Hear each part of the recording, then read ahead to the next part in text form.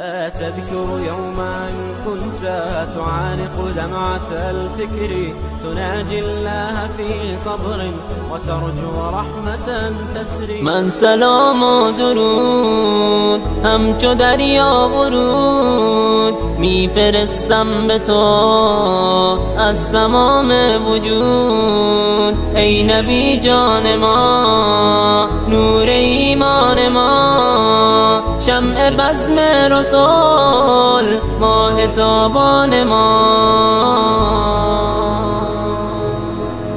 مونس امتی، چشمه عزتی، در تمام جهان باعث رحمتی. مونس جان تویی، نور ایمان تویی، روشنای دل کل انسان تویی. ای محمد امین، خاتم المرسلین، از تو شد مفتخر آسمان و زمین.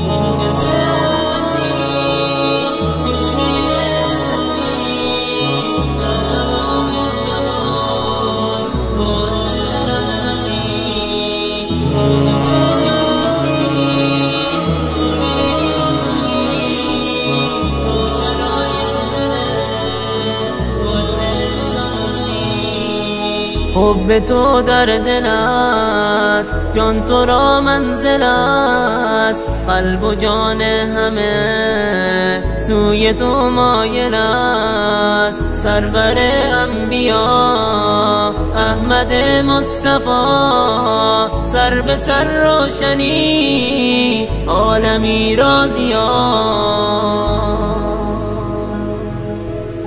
مونس امتی، چشمه عزتی، در تمام جهان باعث رحمتی. مونس جان تویی، نور ایمان تویی، روشنای دل کل انسان تویی. ای محمد امین، خاتم المرسلین، از تو شد مفتخر آسمان و زمین.